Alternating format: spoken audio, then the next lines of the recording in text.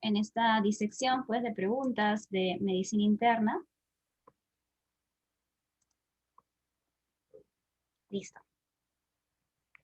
Bien, y como mi colega me comentaba, bueno, yo soy la doctora Fiorella Díaz, yo soy médico internista, estoy en unidad de crónicos, de hipertensión y diabetes actualmente, y vamos a hacer pues un mix de estas preguntas de medicina interna, y como a los médicos internistas pues nos encantan los casos clínicos, vamos a empezar con uno. Tenemos acá pues una mujer de 50 años, ya vemos en sus antecedentes, nos describen una hipertensión, una diabetes que presenta una sepsis severa. Valga que este concepto ya está un poco desactualizado, ya conocemos que según el consenso, sepsis se define como una disfunción orgánica causada por una respuesta anómala del huésped a la infección que supone pues una amenaza para la supervivencia, ¿no? Así que ya sepsis severa pues lo dejamos de lado. Y bueno, esta sepsis es por un foco respiratorio. En los exámenes, ¿qué es lo que nos demarcan? Potasio, bicarbonato, volumen urinario, urea y creatinina, ¿sí? Y acá una clave, ¿no? Paciente no responde al tratamiento diurético. Entonces, ingresa a este paciente por emergencia, vemos acá las constantes, un potasio de 7.8, un bicarbonato de 3.8 mil equivalentes por litro. Sabemos que el potasio, los valores normales no llegan hasta 5.5, de 3.5 a 5.5, el bicarbonato en 8 mil equivalentes, los normales de 24 más menos 2, vemos un volumen urinario disminuido, una urea en 200, cuando los valores normales radican entre 6 a 20, y una creatinina también llamativa, ¿no? 5.5. Vamos que esta relación de urea-creatinina en el plasma nos da un promedio de 36, con lo que inferimos que probablemente es una injuria renal aguda en el contexto de un paciente con insuficiencia renal crónica, por los antecedentes también que mencionaba, ¿no? Tanto hipertensión y tanto diabetes. Y de todos estos resultados, ¿qué es lo que nos llama la atención para actuar en emergencia? El potasio, ¿sí? La hipercalemia. Es más, si es diabético, yo puedo calcular una filtración estimada. No se olviden que para diabéticos la mejor es la seca de EPI, que me sale en un promedio de 8.4 mililitros por minuto, ¿no? Entonces, esta hipercalemia en este caso va a ser por dos motivos especialmente, ¿no? Uno, por el defecto de la excreción renal de potasio, ¿sí? Por la injuria renal aguda, y la otra es la acidosis metabólica, ¿no? Ustedes saben que en acidosis metabólica se activa para que este ion, este protón pueda ingresar a la célula y por ende la salida de potasio, ¿no? Ahí es este intercambio secundario. Entonces, de todas estas variables hay que tener cuidado con este tipo de alteración hidroelectrolítica, la hipercalemia, ya que puede provocar arritmias ventriculares malignas, ya que hablando del potasio, la diferencia de sus concentraciones a ambos lados de la membrana celular determina el potencial de membrana en reposo. Por lo tanto, es responsable de la transmisión del impulso neuromuscular.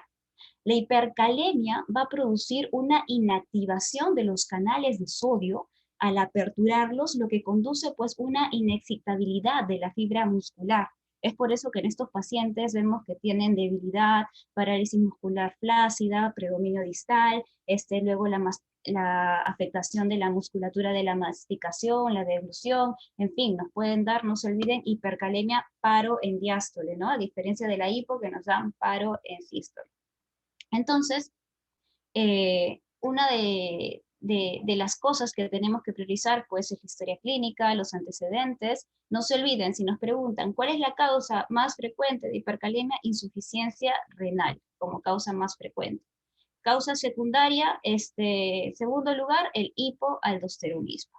Ver la clínica del paciente, les mencionaba debilidad muscular, bradicardia, y de ahí también tengo que fijarme en las ondas, en los cambios en el electrocardiograma, que eso también me puede venir, ¿no? Básicamente acá vemos un electrocardiograma normal. De aquí vamos a ver que estas van a progresar a unas ondas T picudas, simétricas, como lo vemos, mayor a 5.5 mil equivalentes por litro. Estas pueden tener un voltaje similar a la R. De ahí vamos a ver pues la desaparición de la onda P.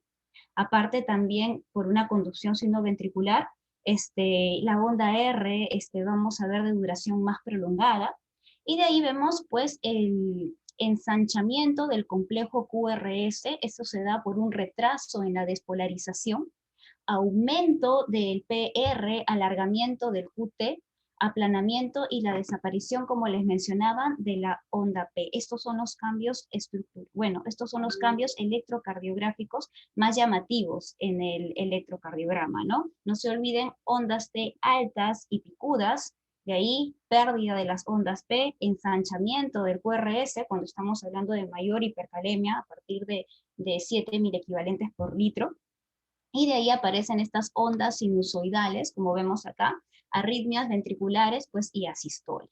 En estos casos, si recibimos a este paciente, lo primero que tenemos que hacer entonces es protección cardíaca. En este caso, ¿qué voy a utilizar? El gluconato de calcio, ¿sí? Esto tiene un efecto, pues, antagonizador y transitorio del daño de la hipercalemia para el corazón. En segundo lugar, ¿qué es lo que voy a necesitar? Elementos que me puedan favorecer la redistribución de calcio, de potasio hacia el interior de la célula. Es decir, me disminuyen el calcio extracelular. Para eso utilizo los beta-2 agonistas y también insulina más un suero glucosado. Si estamos hablando de una acidosis metabólica muy severa, también podemos utilizar el bicarbonato de sodio, ¿sí? Y por último, tenemos la eliminación del potasio. La eliminación de potasio podemos utilizar los diuréticos, las resinas de intercambio iónico y, por ende, si esto no da respuesta, la diálisis, ¿no? Y esto lo tenemos aquí graficado en este algoritmo. Como ya estábamos hablando, los cambios que se dan en el electrocardiograma, la historia clínica de mi paciente, qué es lo que tengo que hacer. Si veo cambios en el EKG, gluconato de calcio, ¿sí? Endovenoso. De ahí, ¿qué es lo que tengo que dar? Tengo que favorecer la redistribución del potasio al interior de la célula. Puedo utilizar insulina más glucosa endovenosa. Ojo que la guía me indica si es un paciente diabético, utilizar insulina ya sin glucosa. Y los beta-2 agonistas, ¿sí?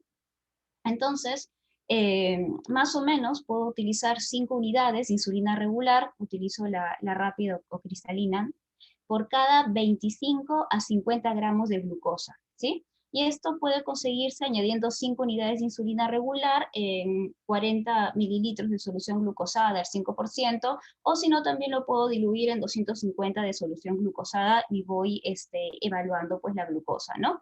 De ahí mencionaba los beta-2 adrenérgicos. Estos llevan pues a los descensos de la hipercalemia. ¿Por qué? Porque ingresa el potasio a la célula a través de qué mecanismo, del AMP cíclico, ¿no? Activando la bomba de sodio-potasio ATPasa. Y lo bueno que este tratamiento hace un efecto sinérgico a la infusión pues de insulina, ¿no? Que actúan en los otros receptores. Y listo. ¿Qué es lo que más me pregunta? Ok, en el contexto de este paciente, verificar, ¿no? ¿Hay un daño renal de fondo o no? ¿Hay una oliguria o no? Ya estábamos verificando que es una injuria renal aguda en el contexto de un paciente con insuficiencia renal crónica, ¿no? ¿Para qué? Para iniciar diuréticos. Y ojo, acá qué es lo que me pregunta. ¿Hay respuesta? Si no hay respuesta, entonces ¿a dónde se va? A la terapia dialítica, ¿no? Acá, ¿qué es lo que me decía en el anuncio? La paciente no responde al tratamiento diurético. Entonces, ¿cuál es la prioridad en el manejo? Vamos a responder terapia dialítica. Entonces, acá les he colocado pues una mnemotecnia para saber cuáles son los criterios de diálisis en urgencias, ¿no? Entonces acá nos acordamos del famoso A, E, I, O, U. A se refiere a una acidosis metabólica severa, me refiero a un pH menor a 7.2, que sea refractaria a tratamiento. De ahí, con electrolitos, nos referimos específicamente pues, al potasio, es decir, una hipercalemia que no responde a tratamiento médico, ¿sí? La I vendría a ser de intoxicaciones, tales como litio, salicilatos, aluminio. El O de overload, que significa pues la sobrecarga de fluidos, estaríamos hablando de un paciente con edema pulmonar. Y la U de los signos de uremia, ¿no? Sobre todo pericarditis urémica, encefalitis urémica, es indicativo de hemodiálisis de urgencia, ¿sí? Entonces, no se olviden de esto, que es muy importante. ¿Qué es lo que íbamos a marcar? La paciente no responde al tratamiento diurético, mi prioridad en el manejo, pues bicarbonato endovenoso no, furosemida en infusión, ya me está diciendo que no tiene respuesta al tratamiento diurético, en este caso vendría a ser la diálisis. Listo. Segunda pregunta. En el tratamiento de la hipercalemia, ¿cuál de los medicamentos actúa revirtiendo los fenómenos de membrana? Lo que les estaba mencionando, ¿no? ¿Qué es lo que vamos a marcar? El gluconato de calcio, ¿sí? Estabilizador de la membrana. Entonces, no se olviden que este gluconato de calcio me va a antagonizar los efectos de la hipercalemia sobre el corazón. ¿Cómo lo hace? Por un lado, hace que sea menos electrolegativo el potencial umbral. En segundo lugar, me va a restaurar la diferencia con el potencial de membrana. En tercer lugar, me va a disminuir la excitabilidad de los miocitos. Y en cuarto lugar, me va a aumentar la velocidad máxima del potencial de acción, mejorando por ende la conducción cardíaca. ¿Sí? Entonces, ya sabemos cuáles son los 4 motivos por los cuales tenemos que utilizar gluconato de calcio como estabilizador de membrana en casos de hipercalemia, ¿sí? Y evitar ese paro en diástole y esas arritmias. Listo. Entonces acá nuestra clave vendría a ser la B.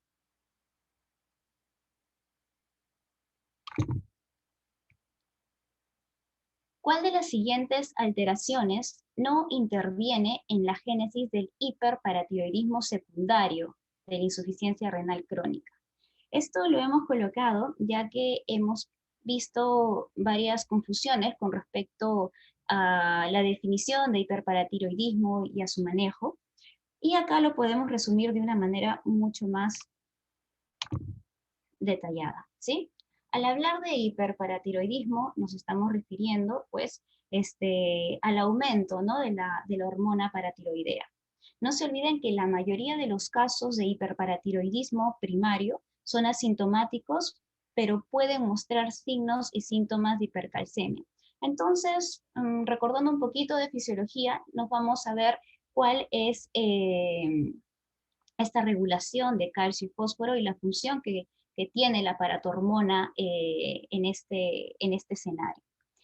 Si es que tengo un calcio bajo, ¿sí? Un calcio iónico bajo, me va a estimular la paratormona. Esta paratormona, por los mecanismos que vamos a estudiar, va a aumentar este calcio y este calcio ya aumentado por retroalimentación negativa me va a suprimir la producción pues, de PTH. Entonces, esta PTH va a actuar a nivel de 2 órganos diana, a nivel del riñón, túbulo renal y a nivel del hueso, ¿sí? En el riñón, como estamos viendo, ¿qué es lo que va a generar? La reabsorción de calcio, ¿sí?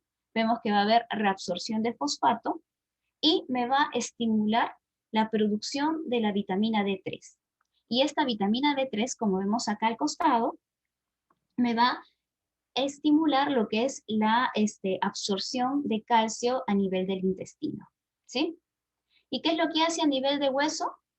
La PTH a nivel del hueso va a estimular también la liberación del calcio del compartimiento mineral, ¿sí? Va a estimular las células osteoblásticas y también va a estimular o va a haber mayor resorción ósea. Esto más o menos es el mecanismo de regulación de lo que vendría a ser calcio y fosfato, ¿no? Por medio de la actividad del aparato hormonal. Si nos preguntan, ¿cuál es la causa más frecuente de hiperparatiroidismo? Vamos a marcar tipo 1, el primario, ¿sí? Vamos a tener mayor entonces reabsorción tubular de calcio, vamos a tener fosfaturia, vamos a tener incremento de la síntesis de vitamina B3, vamos a tener también mayor resorción ósea. Y ahora, si me preguntan cuál es la forma más común de presentación en un hiperparatiroidismo primario, voy a marcar la hipercalcemia asintomática. Otro dato clave, si me preguntan en hiperparatiroidismo, ¿cuál es una de las causas más frecuentes? Como vemos acá, En más del 80-85% de los casos se debe por un adenoma hiperfuncionante, un adenoma solitario. Este tipo de patología pues es más frecuente en las mujeres. Tenemos una relación de 3-1 con respecto a los varones y mayores de 45 años sobre todo, ¿sí? El tratamiento para un hiperparatiroidismo pues sintomático es la cirugía. Síntomas tales como hipercalcemia sintomática, litiasis renal, nefrocalcinosis, alteraciones neuromusculares, fracturas o sino también cuando empezamos a ver signos radiológicos de lo que vendría a ser una osteitis fibrosa, son signos indicativos de cirugía. Ahora, el hiperparatiroidismo secundario vendría a ser más que todo un aumento de PTH por una respuesta fisiológica en este caso del individuo por una insuficiencia renal, ¿sí? Y ustedes saben que la insuficiencia renal me va a producir menor vitamina D3, voy a tener un déficit de vitamina D y también una deficiencia de calcio. Entonces acá nos vamos a los diagnósticos diferenciales, en este cuadrito a la izquierda, a la derecha, perdón, inferior. Vemos que en el primario la PTH va a ser aumentada. Estábamos mencionando de sus funciones, se encarga de aumentar el calcio y de disminuir pues, la reabsorción tubular de fosfato, por ende causa disminución de fosfato en la sangre, ¿no? Y por el aumento de calcio también puede causar hipercalciemia, ¿no? En el secundario, en el contexto de una enfermedad renal crónica, ¿qué es lo que va a pasar con el calcio? El calcio va a estar disminuido, ¿no? Por lo que les comentaba, deficiencia de calcio, deficiencia de vitamina D3. Por mala producción, pues mal funcionamiento renal, ¿qué es lo que voy a encontrar? Un aumento de lo que vendría a ser el fosfato y una respuesta secundaria de la PTH a a esta, a esta señal, ¿no? Y cuando hablamos de hiperparatiroidismo terciario, esto es usualmente visto en los pacientes que se dializan, que tengan una larga evolución.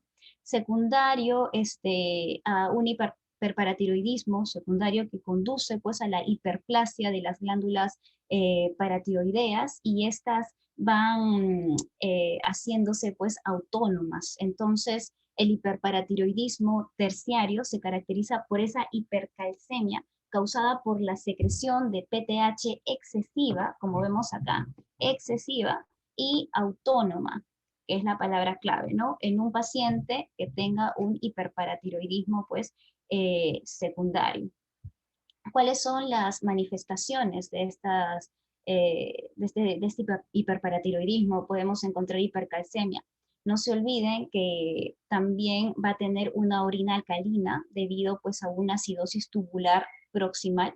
Esto es causado por el exceso de PTH y esto me lleva al riesgo de nefrocalcinosis o si no también nefrolitiasis. Esto se ve en un 30-70% pues, de pacientes que tienen hiperparatiroidismo primario. Voy a encontrar manifestaciones óseas como osteólisis, estimulación de la proliferación de los osteoclastos, que puede avanzar hasta llegar a una osteitis fibrosaquítica, ¿no? En las manifestaciones psiquiátricas, el paciente también puede presentar letargo, somnolencia, irritabilidad según los niveles de estos electrolitos. Y con respecto a manifestaciones neuromusculares, no se olviden la debilidad de predominio proximal, atrofia muscular, hay disminución de los reflejos osteotendinosos, disminución de la excitabilidad neuromuscular. Y esto, bueno, se revierte una vez corregido pues la causa de fondo, ¿no? Entonces, no se olviden cuál de las siguientes alteraciones no interviene en la génesis del hiperparatiroidismo secundario. Acidosis metabólica, estábamos hablando de lo que se produce una acidosis tubular proximal por este exceso de PTH, y esto es el riesgo que nos conlleva a la calcinosis, entonces esta sí interviene. La hipocalcemia también interviene en un paciente en un contexto de IRC, por lo que hemos estudiado, y también por la déficit de vitamina D3 activa. Va a haber una resistencia esquelética a la PTH, pero lo que sí no vamos a encontrar es una hipofosfatemia, ¿sí? Vemos que hay una disminución de la excreción renal de fosfato. eso nos conduce a todo lo contrario, a una hiperfosfatemia, ¿no? Esta hiperfosfatemia resultante lleva a una hipocalcemia en un esfuerzo, pues, del riñón de conservar el producto calcio-fósforo, ¿no? En el líquido extracelular. Déficit de vitamina D3 activa, ¿por qué? Me preguntan, porque hay un déficit de la 1-alfa hidroxilasa, ¿de dónde se sintetiza? En el riñón, pues estamos en un paciente con enfermedad renal crónica, ¿no? Lo que lleva, pues, a que se absorbe menos calcio también a nivel intestinal, y eso favorece aún más lo que es la hipocalcemia, ¿sí? Entonces acá nuestra respuesta, el que no interviene en la génesis, vendría a ser la hipofosfatemia. Listo.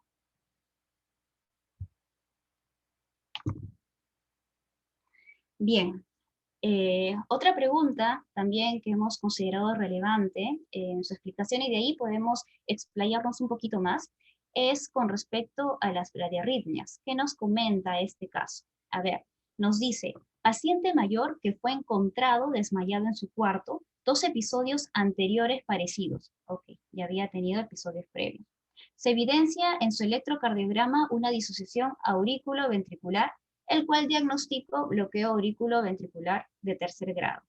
Vamos a profundizar un poquito con respecto a este tema, porque ya hemos visto que han venido, pues, imágenes, ¿no?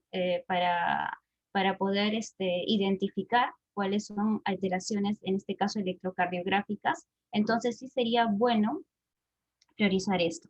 ¿Cuál vendría a ser la conducta a seguir? Entonces, acá nos acordamos de las famosas bradiarritmias, ¿sí? Listo. Estos son los famosos trastornos de conducción, ¿sí? Tenemos taquiarritmias, bradiarritmias, en este caso nos hemos enfocado en bradiarritmias. Y hemos acá, pues, esquematizado el sistema de conducción eléctrico del corazón, ¿no? Empezando, pues, con el marcapasos fisiológico, que vendría a ser el nódulo sinusal, ¿sí? Este nódulo sinusal va a comunicarse con 3 haces internodales, como vemos, ¿hacia dónde? Hacia el nódulo aurículo ventricular.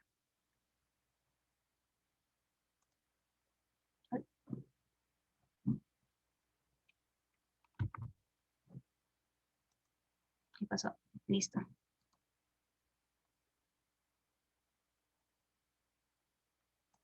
Listo. El nódulo sinusal al nódulo aurículo ventricular, comunicado por sus 3 haces internodales, ¿sí? Y también vamos a ver que emite un haz interauricular, también llamado el haz de Bachmann, y este haz de Bachmann me permite la comunicación entre las 2 aurículas, para conocimiento.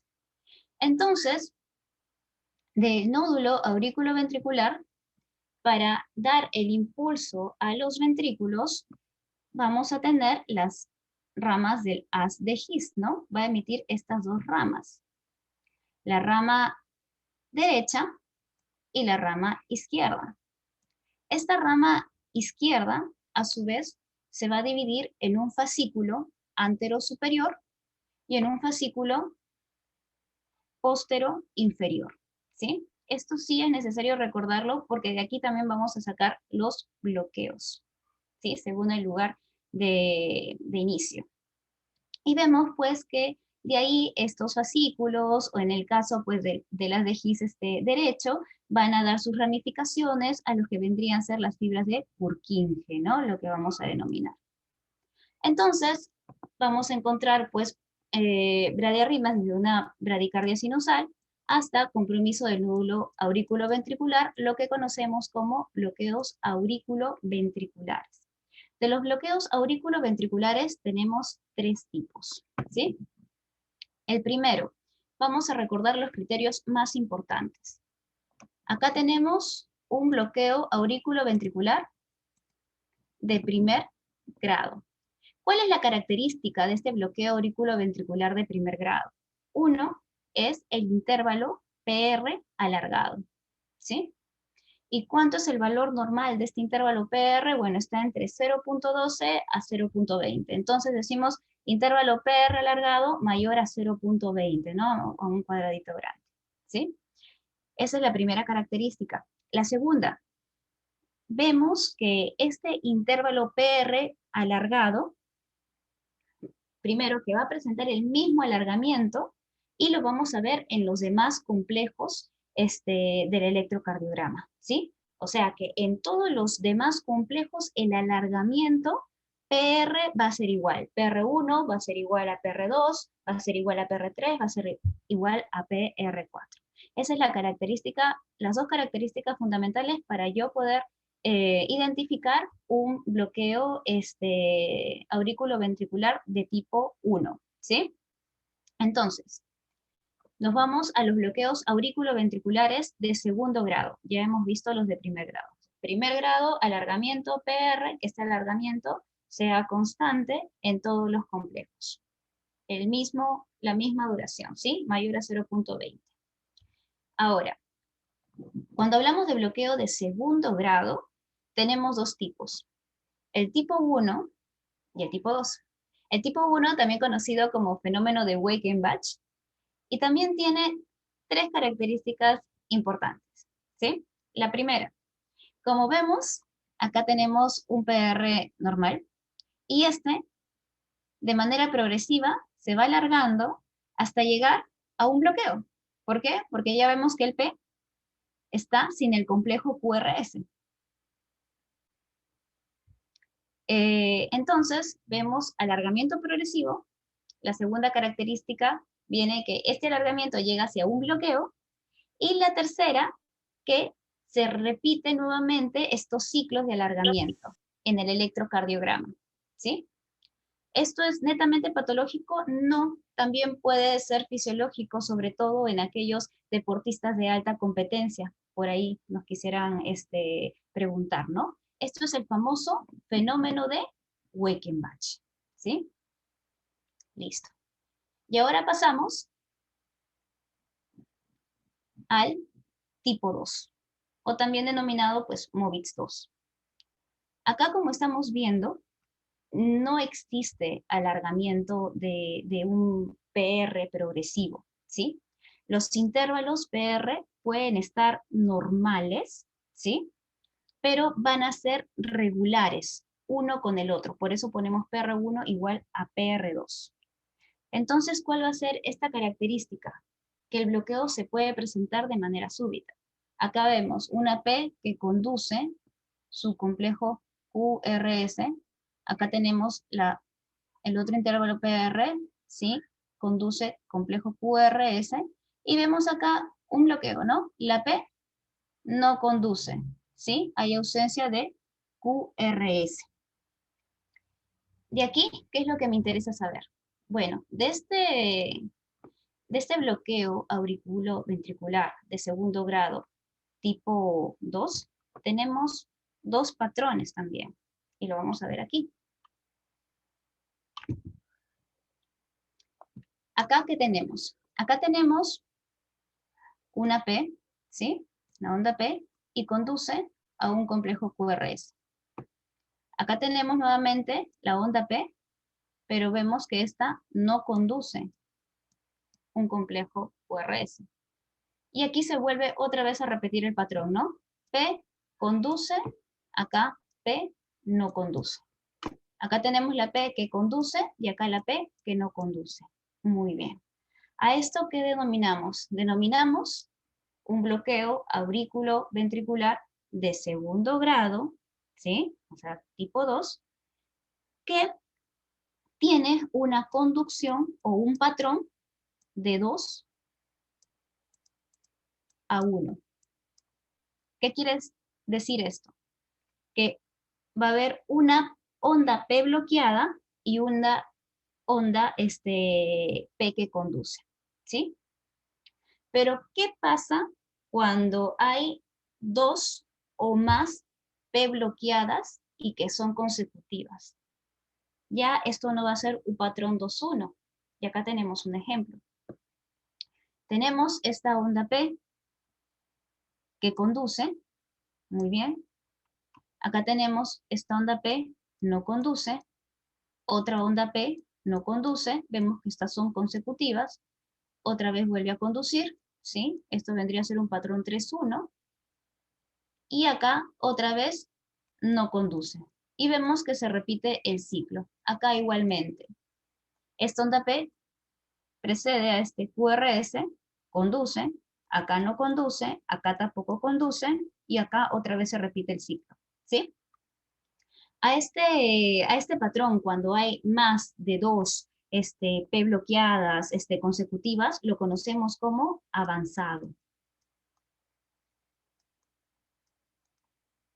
Entonces, mi interpretación en este caso va a ser un bloqueo auriculoventricular de segundo grado o tipo MOVITS 2 con un patrón avanzado. Ya le estoy dando un nombre y un apellido, ¿sí? Hay que tener mucho cuidado con este tipo de bloqueos, donde sí hay un alto grado de bloqueo, pero todavía conduce, ¿no?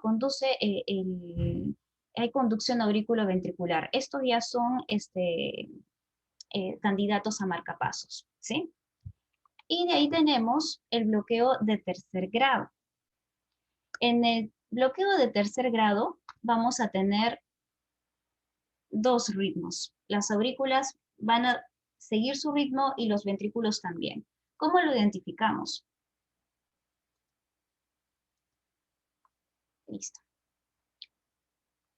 Si nosotros nos ponemos a ver el intervalo PR, nos vamos a dar cuenta que esta relación de P con el QRS van a ser irregulares en, en todas las derivadas, ¿sí? Van a variar en todos los complejos. Esa es una característica principal. El bloqueo aurículo ventricular de tercer grado también es llamado bloqueo aurículo ventricular completo porque hay una falla de conducción. Y en este caso, pues lo que se va a activar es un sistema de conducción de emergencia, ¿no? El marcapaso subsidiario, que va a ser diferente al nódulo sinusal, porque acá vemos que está transmitiendo pues, el impulso del nódulo sinusal, mientras que acá no va a poder llegar el impulso eléctrico. Por eso es que se activa este marcapaso subsidiario, también llamado ritmo de galope, que vendría a ser del mismo automatismo, ¿no? De las ramas de las de His para poder mantener la contracción ventricular. Entonces acá básicamente concluimos que el EKG no solamente se fundamenta en su lectura, sino también en su comprensión. Entonces, estos sí son bloqueos aurículos ventriculares completos candidatos pues a marcapaso sí o sí. Listo, entonces aprovechamos que vemos el tema de las bradiarritmas para también repasar lo que son los bloqueos de rama, ¿sí?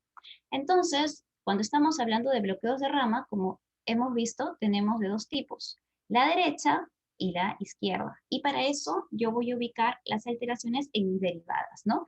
Tenemos, ¿qué es lo que pasa? En estos casos, pues, como va a haber un bloqueo, por ejemplo, de rama izquierda, imagínense, el impulso va a pasar para la derecha, ¿sí? El impulso eléctrico.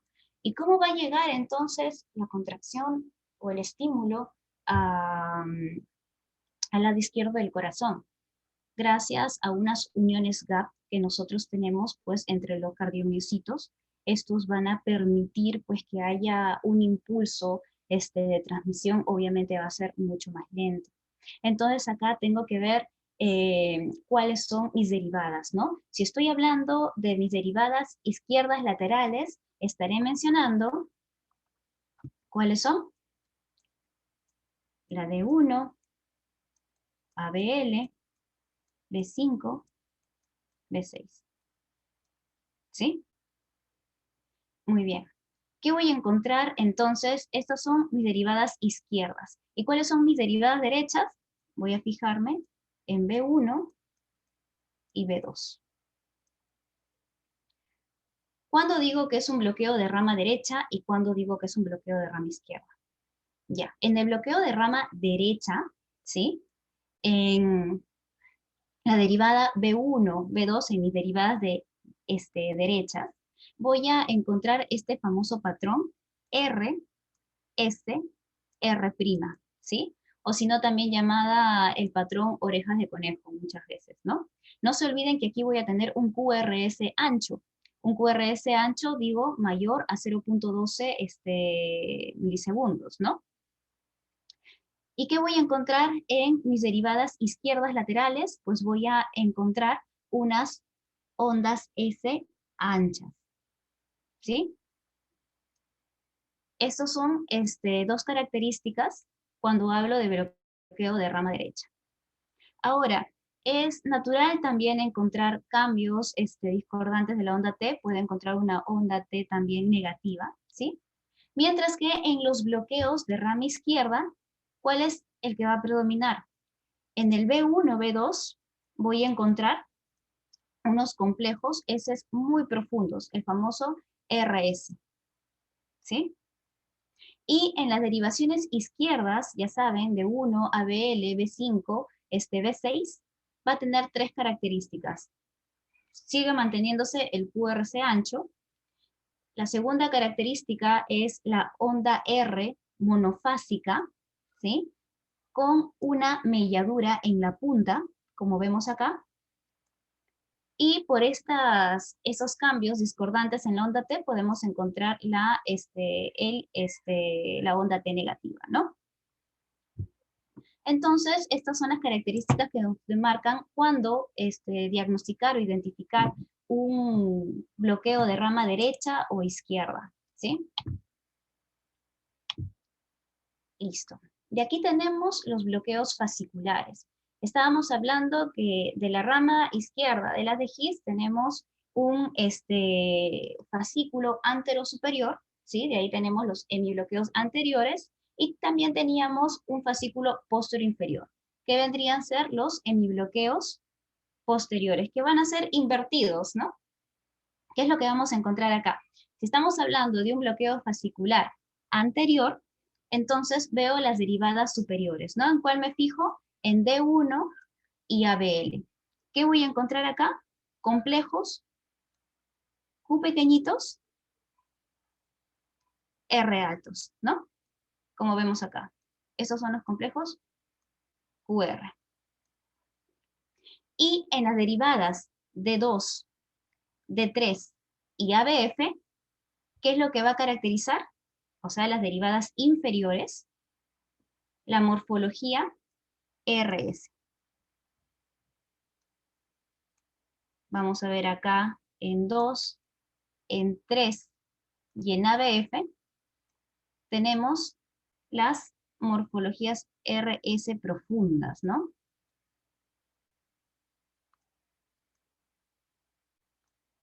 Esto es diagnóstico de un hemibloqueo anterior. Entonces, si es que nosotros queremos calcular el eje, vamos a ver, pues, que la derivación del eje va a estar desviado, pues el eje marcado a la izquierda. ¿Por qué? Porque en D1 vemos que es positivo, ¿sí?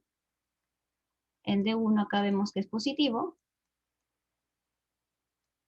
Y en ABF va a ser negativo. Acá tenemos menos 90, ¿no? A diferencia de los bloqueos fasciculares posteriores, donde prácticamente va a ser invertido en el posterior. Acá, en las derivadas superiores, es decir, en D1 ABL, voy a encontrar el complejo RS,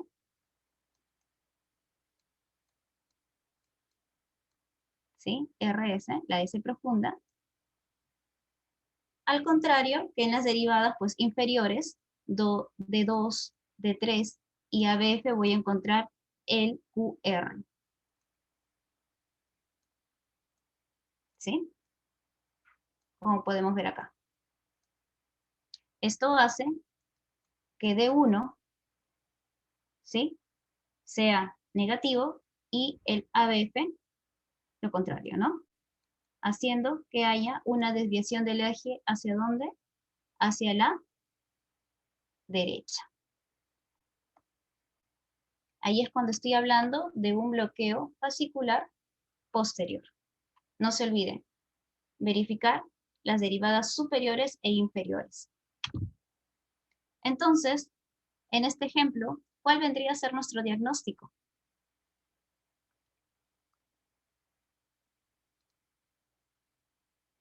¿Qué es lo que tengo acá?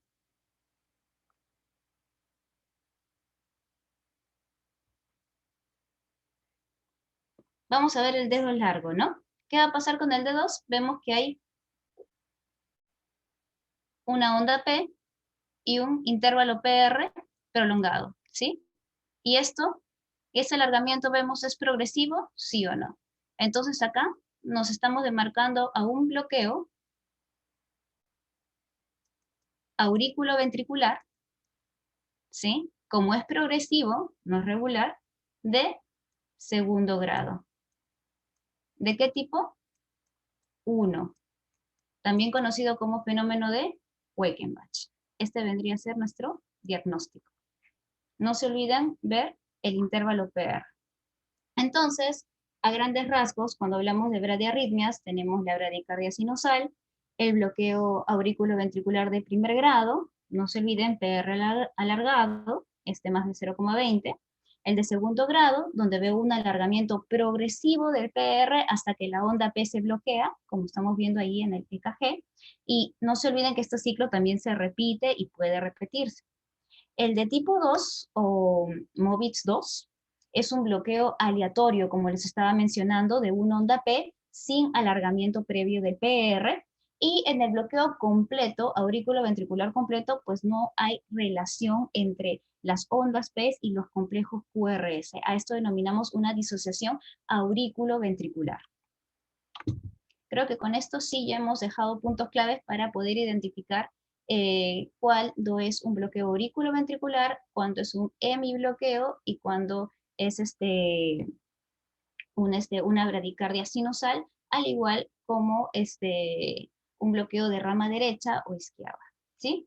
Entonces, estábamos hablando en un paciente que tiene un bloqueo completo, ¿cuál vendría a ser la conducta a seguir? La colocación de marcapaso. Listo. Pasamos a la siguiente pregunta.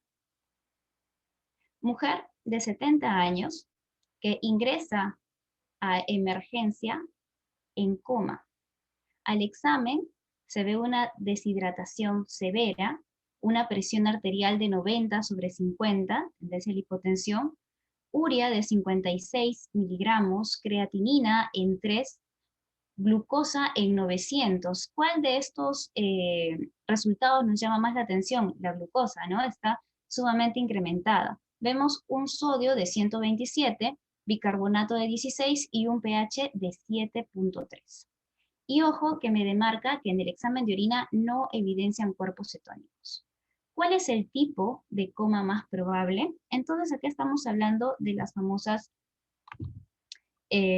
complicaciones, ¿no?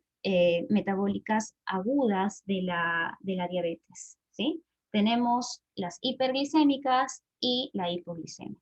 En este caso nos vamos a enfocar en las hiperglicémicas. Las dos vendrían a ser la cetoacidosis diabética y el estado hiperosmolar, ¿ya? ¿Cuál es la diferencia? En la cetoacidosis diabética es un estado que se produce principalmente por dos situaciones.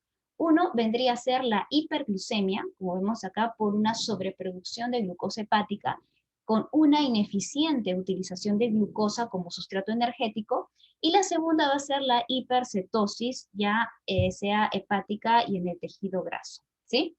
Ojo que ambas situaciones se van a relacionar con la alteración de la relación insulina-glucagón. Por lo tanto, encontramos hiperglicemia, encontramos acidosis metabólica y encontramos la hipercetonemia, como vemos acá, ¿no? Entonces, el estado hiperosmolar es similar, solamente que la diferencia está dada por la insulinopenia relativa, ¿sí? Acá, en la cetoacidosis encontramos una deficiencia absoluta, mientras que en el estado hiperosmolar encontramos una deficiencia relativa, es decir, hay insulina a nivel hepático suficiente para prevenir la lipólisis y la cetogénesis, pero no es suficiente para estimular la utilización de glucosa. lo que sumado pues al aumento de las hormonas contrarreguladoras me determina pues el estado de hiperglicemia masiva, ¿no? Esto se asocia a grandes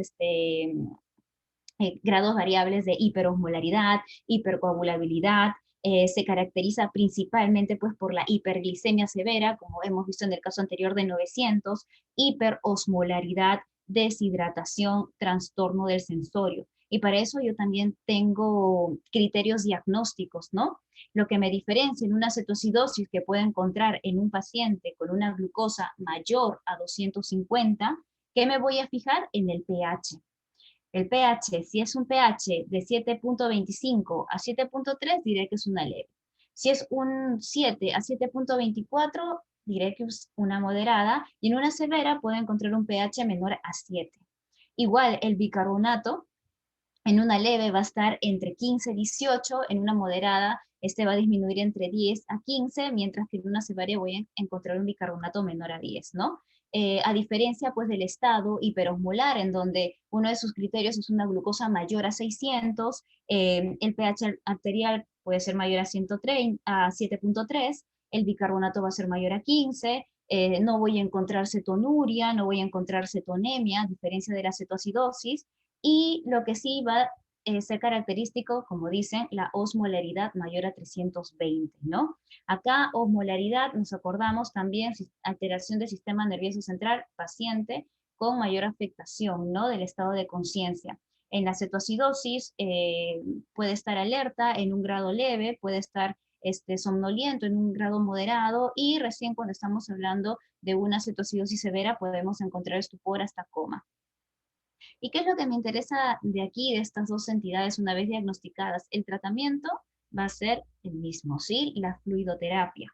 Tenemos que dar una fluidoterapia inicial, tenemos que expandir este volumen, hay que restaurar la perfusión renal, y en ausencia de compromiso cardíaco, que no sea hepatópata, podemos dar una solución isotónica, pero ojo, no se olviden de corregir el sodio, ¿sí? Estábamos viendo acá que tenía un sodio de 127 milequivalentes por litro. Estaríamos hablando pues de una hiponatremia, se está yendo para el lado de hiponatremia, pero vemos que no. ¿Por qué? Porque si nosotros corregimos el sodio en respuesta pues a este aumento de glucosa, vamos a tener un sodio corregido de 139.8, ¿no? No se olviden que esto es igual al sodio medido, en este caso 127, más 1.6 por la glucosa, en este caso 900, entre 100 por 100. Esta es la fórmula que utilizamos pues en emergencia para corregir el sodio en casos de hiperglicemia. Otra manera mucho más rápida, sodio medido más 0.016 de la glucosa menos 100, ¿no? La glucosa que tiene el paciente. De ahí lo que hago es iniciar pues mi tratamiento insulínico, ¿no? Y lo que hago es una dosis inicial de 0.1 unidades por kilo, seguido de una infusión de 0.1 unidades por kilo por hora. Y si la glucosa ya va bajando a menos de 200, entonces ahí agrego dextrosa para continuar pues con la terapia insulínica y controlar la cetonemia y evitar la hipoglicemia, ¿no? Entonces, el objetivo del tratamiento insulínico pues, es disminuir la concentración de glucosa en el plasma a una tasa de más o menos 50 a 75 miligramos por hora. Con respecto al potasio, el tratamiento pues con insulina, ya saben, la corrección de la acidosis, más la expansión del volumen, me va a disminuir el potasio, ¿no? Por lo que habíamos explicado anteriormente. Entonces, si es que hay hipocalemia, sí me recomiendan iniciar una fluidoterapia con potasio. Y no recomiendan iniciar la insulina si es que yo tengo un potasio, pues en 3.3, por ejemplo, para mayor a 3.3 para evitar lo que vendría a ser pues las arritmias, debilidad de los músculos respiratorios, etcétera, ¿no? En el caso del bicarbonato, en acidosis metabólica severa, ¿no? Donde se ha demostrado. Y cuando hay compromiso pues de la contractibilidad miocárdica, etcétera. Listo, entonces, en este caso, ¿cuál vendría a ser nuestra respuesta? Mujer de 30 años, glucosa de 900, estamos ante un tipo de coma hiperosmolar, ¿sí? Muy bien. Segunda pregunta, bueno, ya perdí la noción de las preguntas. Continuando, mujer diabética de 42 años es llevada a emergencia por presentar un cuadro de sopor. Glucosa en sangre de 350 miligramos por decilitro. Estamos repasando lo que hemos visto. ¿Cuál de los siguientes hallazgos confirma el diagnóstico de cetoacidosis? Entonces, no olvidarse, ¿cuáles son las características de la cetoacidosis diabética, ¿no? En sí, acá tenemos criterios mayores, criterios menores, y vamos a ver a un paciente pues con signos de deshidratación, ¿no? Básicamente.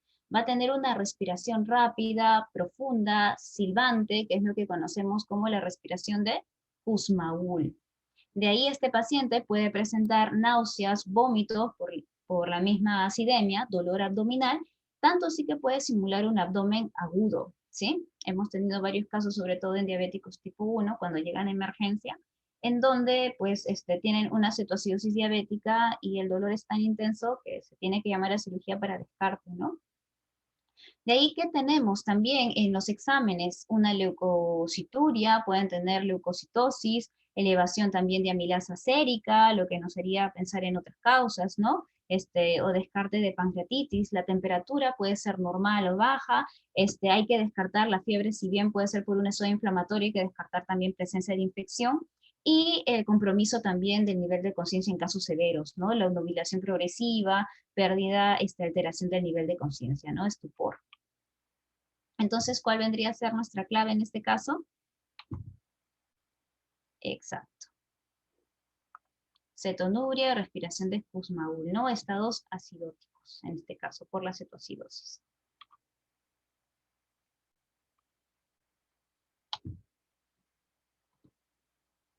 Listo. Ahora pasamos a un varón de 30 años que presenta de forma brusca astenia, se detecta transaminasas, vemos la TGP y la TGO superiores a 2000. Cuando tenemos este tipo de valores ya estamos sospechando pues de alguna hepatitis de tipo viral, ¿no? Marcadores serológicos muestran el siguiente patrón. Tenemos anticuerpo contra el virus de la hepatitis A, IgM negativo, antígeno de superficie negativo, el anticore de la hepatitis B, IgM positivo, y el cuerpo contra hepatitis C negativo. ¿Qué es lo que nos marca? ¿Cuál es el diagnóstico? Entonces acá podemos hacer un breve repaso de lo que vendría a ser las hepatitis, ¿sí? Las hepatitis las podemos clasificar de dos formas, la aguda y la crónica.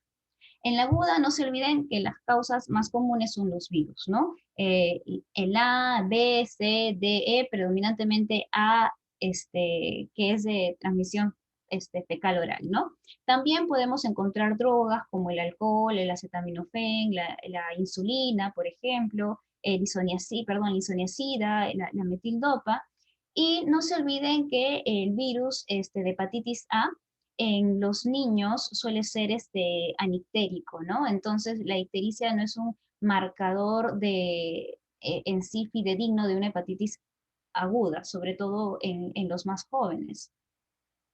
Y bueno, en estos casos, pues ellos tienen la vacuna, ¿no? Tenemos la vacuna contra el virus de la hepatitis A, un virus vivo, como es virus vivos atenuado, se da pues 2 dosis a partir del año.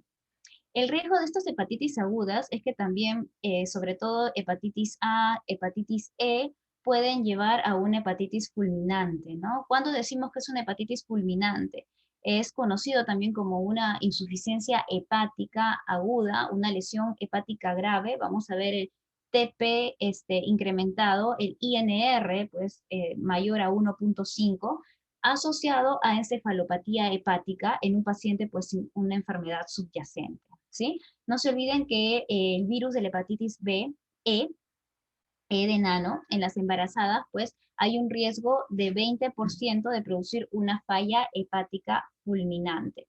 Y las causas, pues, de hepatitis crónicas, ¿no? Las virales, aquí está, la más frecuente vendría a ser la hepatitis C en Estados Unidos, pero si nos marcan a nivel de Perú, todo el mundo, hepatitis B vamos a marcar.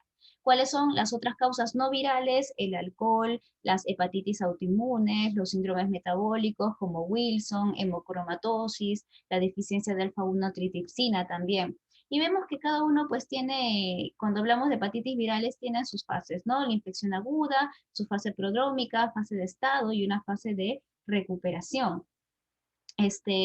Las hepatitis agudas, pues a menudo comienzan con un pródromo viral que es inespecífico, caracterizado de malestar, fiebre, dolores musculares, náuseas, vómitos, cambios en el ritmo intestinal. No se olviden que la ictericia es tardía, ¿sí? Y en muchos casos, pues en los niños, como les mencionaba, puede ser anictérico, en caso de la hepatitis A. Y bueno, al examen físico tengo que ver si es que hay hepatomegalia, dolor a nivel del hipocondrio derecho, buscar también signos de ictericia, etcétera, ¿no? Mientras que en la hepatitis crónica ya voy viendo complicaciones, pues tipo hipertensión portal, cuando estas progresan pues a una cirrosis, ¿no? Al menos 80% de las personas que son infectadas por el virus de la hepatitis C y el 10% de las que tienen hepatitis B en la edad adulta van a desarrollar pues una infección persistente, ¿no? Con una hepatitis activa crónica. Y acá tenemos en este cuadrito cuáles son las características más relevantes de las hepatitis virales, ¿no? Tenemos que la hepatitis A es un virus ARN, el periodo de incubación es de 28 días, la vía de transmisión es fecal-oral, la curación, en verdad, sintomático, el tratamiento, de ahí genera una inmunidad permanente. Hay que solamente vigilar los signos para que este paciente no desencadene una falla hepática fulminante. Se caracterizan porque vienen con una diarrea en su fase, en la fase final de la incubación, de ahí tienen su fase prodrómica, fiebre, etcétera, ¿no? El diagnóstico de la hepatitis A lo hago por medio, pues, de anticuerpos, en este caso tipo M, porque, ojo, que estos no cronifican, no tendrían ninguna relevancia los IgG. Y la profilaxis, en este caso, en tratamiento, ¿no? Higienes, medidas de aislamientos, la vacuna, como les estaba mencionando, tenemos dos tipos, pasiva-activa, la del virus vivo, inactivado, que son 2 dosis, ya saben, a partir del año. Y de ahí tenemos la hepatitis B, que es un tipo de ADN, ADN es virus, ¿sí?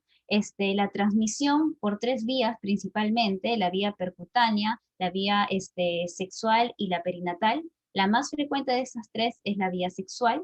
También consta con sus fases prodrómicas, su fase de estado, su recuperación. Si nos preguntan a qué enfermedades pues, autoinmunes pueden estar o qué tipo de vasculitis pueden estar asociadas, se ha descrito con la PAN.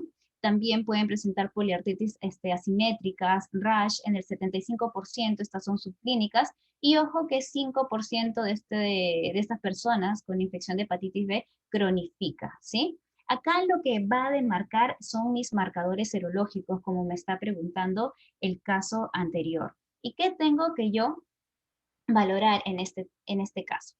Vamos a ver cuáles son mis marcadores serológicos de virus de la hepatitis B. Primero, para saber si es que estoy con infección, ¿qué es lo que tengo que pedir? Mi antígeno de superficie, ¿sí? O famoso antígeno australiano.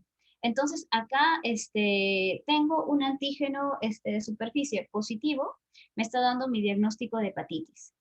¿Qué es lo que voy a buscar? Si este es un episodio agudo o si es un episodio crónico. Para eso, ¿qué marcador es el que tengo que ver?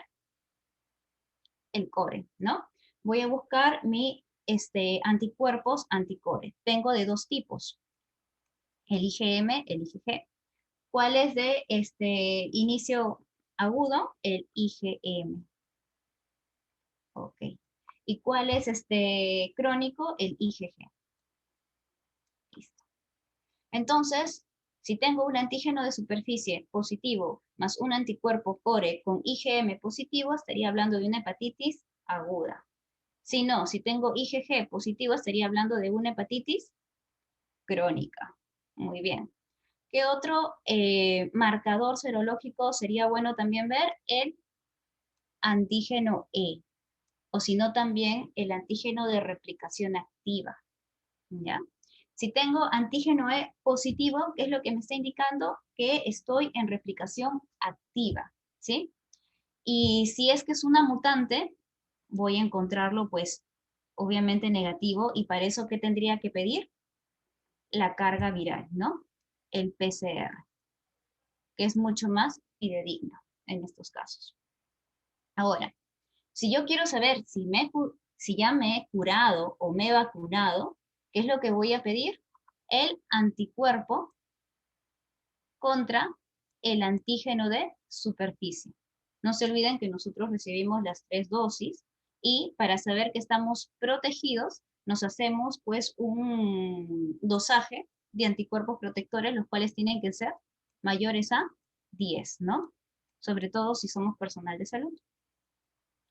¿Y qué pasa si tengo el anticuerpo contra el antígeno de superficie positivo? Significa o dos cosas, que me he vacunado, listo, pero también o que he tenido la enfermedad, ¿no? Para saber que he tenido la enfermedad, ¿qué voy a encontrar? El IgG, ¿sí?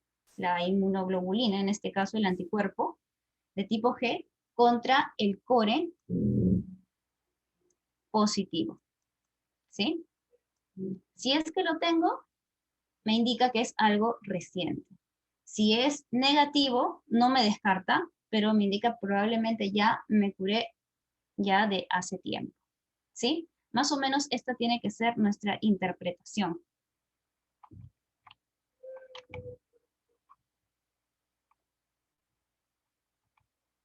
Listo. Entonces, ¿qué teníamos? Marcadores serológicos en el siguiente patrón. Anticuerpos IgM negativos, o sea, descarto que sea una hepatitis A. Tengo el antígeno de superficie negativo, pero tengo el anticuerpo contra el core IgM positivo, ¿sí? Y acá me descarta hepatitis C, porque acá me dice que el anticuerpo es negativo. Entonces, acá, ¿cuál vendría a ser el diagnóstico? Estaría hablando de una hepatitis aguda por IgM de tipo B.